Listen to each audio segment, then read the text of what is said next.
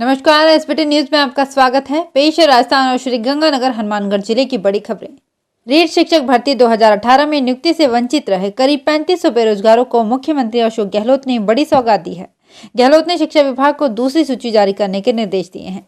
गौरतलब है कि साल 2018 में करीब 54,000 पदों पर निकाली गई रीट शिक्षक भर्ती में विभागीय लापरवाही के चलते करीब 3500 से ज्यादा पद खाली रह गए थे, जिसके बाद से ही लगातार दूसरी सूची निकालने की मांग की जा रही थी।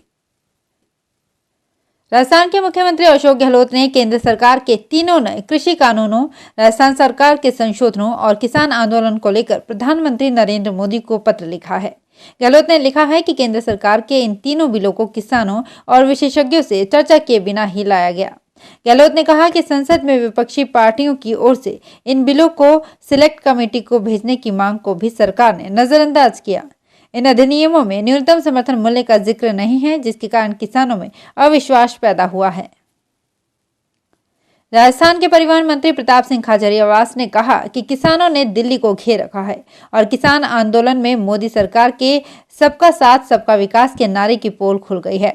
खुद प्रधानमंत्री और बीजेपी के नेता लगातार झूठ बोल रहे हैं कि किसानों को इन नए कानूनों से फायदा होगा।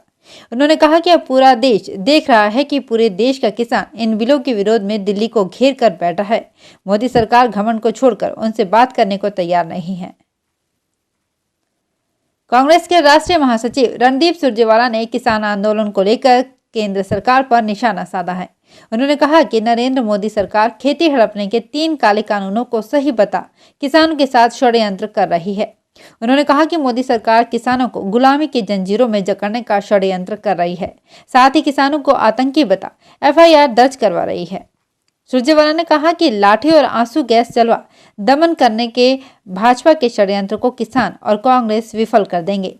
कांग्रेस नेता ने कहा कि महात्मा गांधी ने कहा था कि जो कानून तुम्हारे अधिकारों की रक्षा न करे उसकी अवहेलना करना तुम्हारा परम कर्तव्य है। राजस्थान के अलवर जिले में ढिगावड़ा से बांदीकुई तक दिल्ली जयपुर रेल लाइन के विद्युतीकरण का उद्घाटन रेल मंत्री पीयूष गोयल ने किया। कार्यक्रम को संबोधित करते हुए पीयूष गोयल ने कहा कि 35 साल तक किसी ने राजस्थान में रेलवे के विकास की चिंता नहीं की, जिसकी वजह से राज्य में रेलवे के विकास का काम ठप रहा। साल 2009 से 2014 तक सरकार में रेलवे विद्युतीकरण के क्षेत्र में 0 काम हुआ। रेल मंत्री ने कहा कि जब 2014 में केंद्र में मोदी सरकार आई तो प्रधानमंत्री को पर्यावरण की खासी चिंता हुई।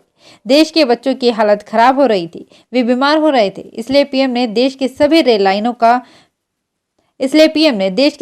लाइनों पर विद्युतीकरण करने का फैसला लिया।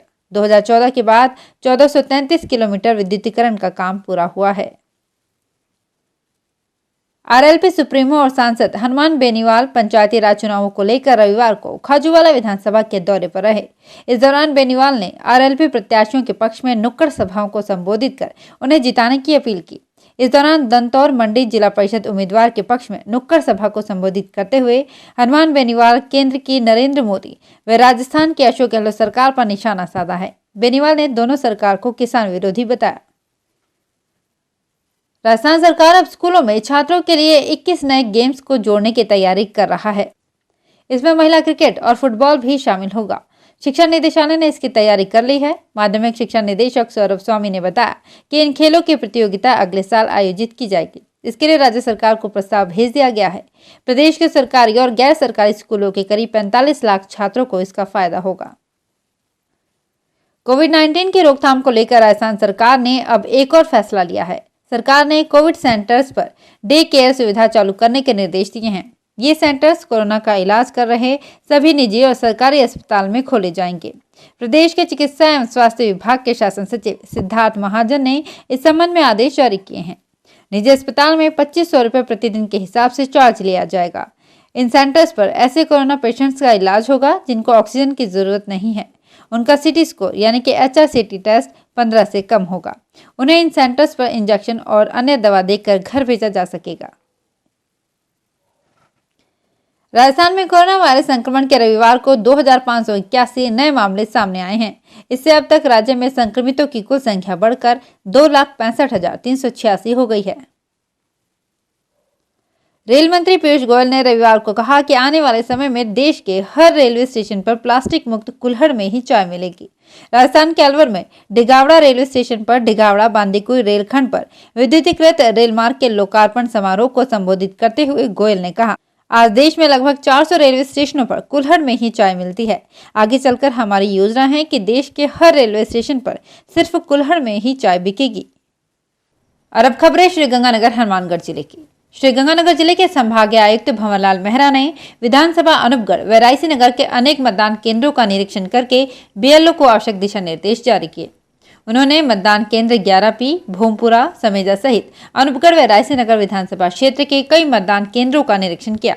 मेहरा ने कहा कि जिन युवाओं ने 18 वर्ष की आयु पूर्ण कर ली है, उन्हें मतदाता सूची में शामिल किया जाए। रायसी नगर में उनके साथ एसडीएम अर्पिता सोनी, तहसीलदार व पुलिस के अधिकारी थे। श्रीगंगानगर जिला मुख्यालय पर तपोवन ऑक्सीजन बैंक का दानदाता समारोह प्रन्यास भवन में आयोजित किया गया। समारोह की मुख्य अतिथि नगर परिषद की सभापति करुणा चांडक थी। रोटरी सिटी एवं मारवाड़ी युवा मंच की सहभागिता से प्रारंभ ऑक्सीजन बैंक को अब लॉयंस क्लब मुख्य शाखा व अभिनंदन शाखा, महावीर इंटरनेशनल युवा अग्र समिति का भी सहयोग मिला है। इस अवसर पर करुणा चांडक, अनिल बख्शी, दुर्गा प्रसाद लखोटिया, संजय लखोटिया, गौरीशंकर मित्तल, राकेश राजकुमार खुराना को शॉल उड़ाकर सम्मानित किया गया। दीपक गोयल, मुकीम, मनोज गुप्ता, मूलचंद गेरा, राधेश्याम गणेश गढ़िया, रवि मिड्ढा ने भी एक मशीन प्रदान की है। ऑक्सीजन की निःशुल्क बुकिंग के लिए मोबाइल नंबर 9982697907 पर संपर्क किया जा सकता है। श्रीगंगानगर जिला कलेक्टर महावीर प्रसाद वर्मा ने श्रीकरणपुर व केसरी सिंहपुर कस्बे में विभिन्न मतदान केंद्रों का निरीक्षण करके मतदाता पुनरीक्षण कार्यक्रम का जायजा लिया। जिला कलेक्टर ने निर्वाचक रजिस्ट्रीकरण अधिकारियों को निर्देश दिए कि मतदाता सूचियों से संबंधित कार्य पूर्ण किए जाएं।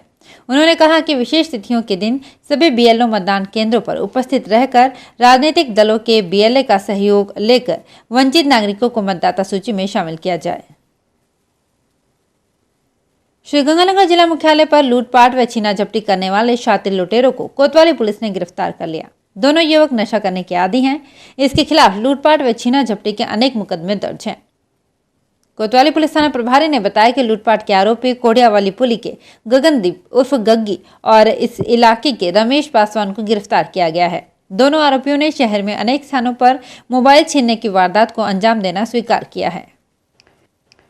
श्रीगंगानगर जिले में नगर निकाय चुनाव के लिए मतदान दलों को भोपाल वाला आर्य उच्च माध्यमिक विद्यालय एवं बीएड एमडी महाविद्यालय में प्रथम प्रशिक्षण कार्यक्रम संपन्न हो गया। इस अवसर पर जिला कलेक्टर महावीर प्रसाद वर्मा ने कहा कि निर्वाचन सतत रूप से चलने वाली प्रक्रिया है। प्रशिक्षणार्थियों को चुनाव व्यवस्थाओं को गंभीरता से लेना चाहिए।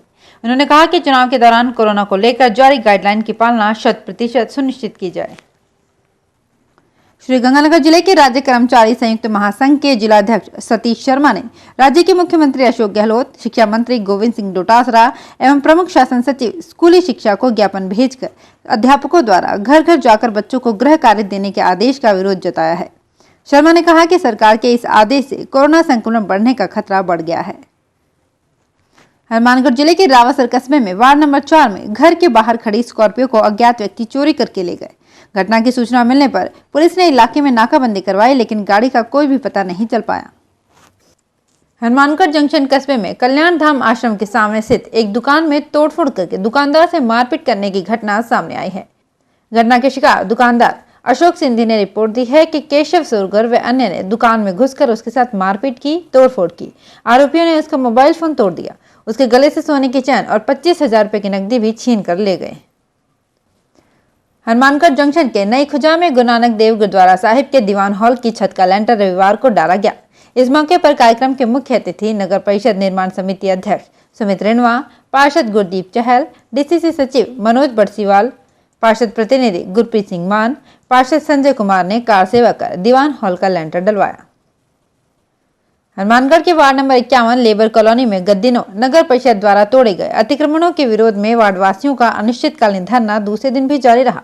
धरने के दूसरे दिन वार्डवासियों ने थाली बजाकर नगर परिषद को जगाने का प्रयास किया। तो फिलहाल इस बुलेटिन में इतना ही, फिर हाजिर होंगे कुछ और बड़ी खबरों के साथ। एसबीटी न्यूज के और भी वीडियोस को देखने के लिए हमारे चैनल को सब्सक्राइब करें और नोटिफिकेशन पाने के लिए बेल आइकन को प्रेस करें।